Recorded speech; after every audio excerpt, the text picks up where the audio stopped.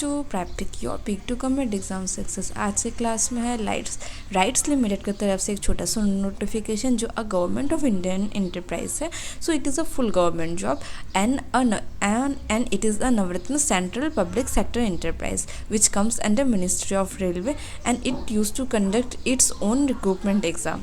Basically बहुत सारे questions मुझे आ रहे थे, either it's going to be conducted by IPS और एडवोकेटी। इसमें से कोई भी ये एग्ज़ाम कंडक्ट नहीं करवाएगा, they are going to take their exam by its own.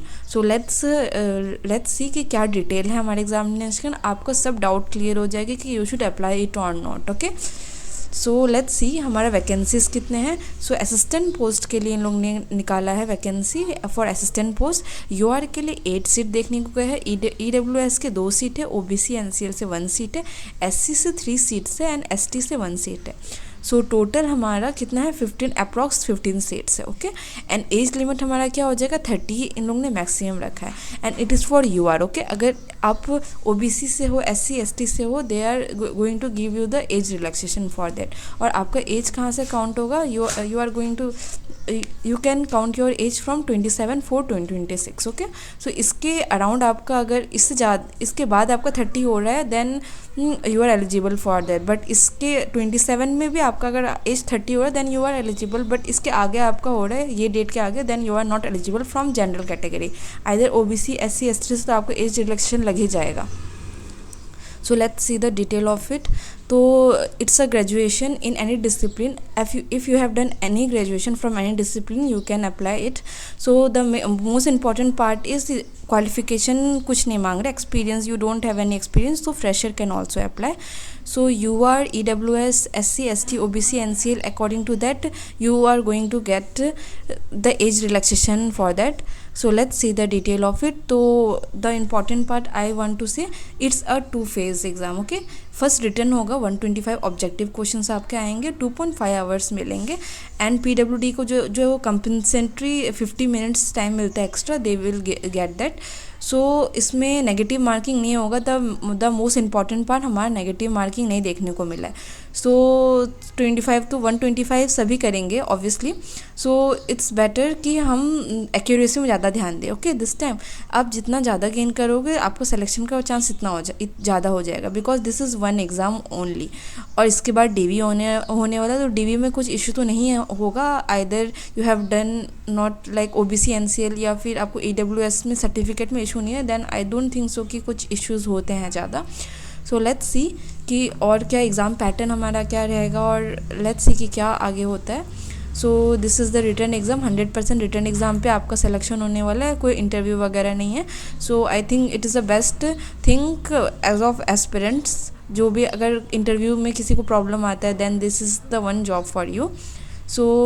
So let's see, आपको जैसा मैंने बोला था एससी के लिए 5 ईयर्स का रिलैक्सेशन, ओबीसी एनसीएल के लिए 3 ईयर्स का रिलैक्सेशन एंड पीडब्ल्यूडी जो भी कैटेगरीज में है आते हैं उनके लिए 10 ईयर्स का रिलैक्सेशन आपको मिल जाएगा। Okay, so this is the disability 1 जो आपको होना चाहिए। और आपको अगर कुछ भी ओबीसी एनसीएल या फिर SC ST के रिगार्डिंग आपको कुछ भी डाउट है तो do let me know in the comment section, I will try to resolve that also. So आपका पे स्केल अराउंड 20 to 66,000 होगा।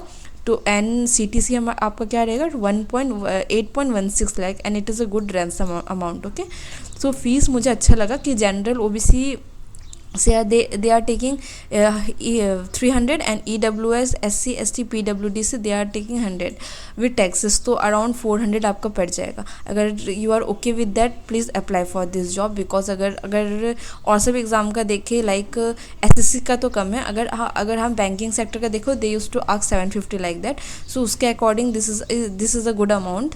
सो लेट्स सी आगे क्या आता है। It's going to by written exam और 14 लोकेशन में होंगे। लाइक अगर you are from Delhi, Kolkata, Bangalore, Mumbai, Hyderabad, Guwahati, Lucknow, Bhubaneswar, Chennai, Bhilai, Ahmedabad, Ranchi, Patna, Trivandrum. So इसमें से ये सिटीज़ से आप बिलोंग करते हो और if you are okay to apply for this job you can apply, क्योंकि as the seat are very less so बहुत सारे कैंडिडेट सोचते हैं कि let's leave this job if ये सब सिटी से वो बिलोंग नहीं करते हैं। ओके, सो लेट्स सी हमारा सिलेबस क्या रहेगा। सो इंग्लिश होगा, डाटा एनालिसिस एंड इंटरप्रिटेशन होगा and the test of reasoning and general awareness.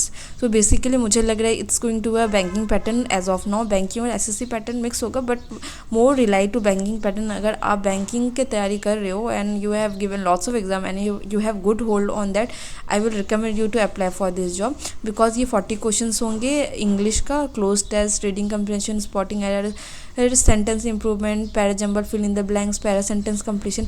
सो मुझे जितना तक लग रहा है तो more and less it's going to a banking pattern only. Data analysis and interpretation का देखें बिकॉज बैंकिंग अभी यही टॉपिक से आता है, डाटा एनालिसिस एंड इंटरप्रिटेशन. तो हमें उससे 40 क्वेश्चन देखने को मिलेंगे.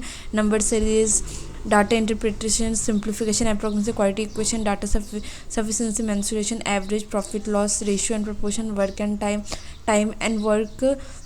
And distance, probability. सो ये सब टॉपिक जो हम नॉर्मल मैथमेटिक्स में पढ़ते हैं तो वही सब आएगा. And I think the more emphasis they are going to be in data interpretation because data analysis and interpretation topic में ही दे दिया गया, सब्जेक्ट टॉपिक में दे दिया. सो डाटा इंटरप्रिटेशन में they are going to more focus on that. Then comes the test of reasoning and general awareness जिससे 45 question देखने को मिलेंगे.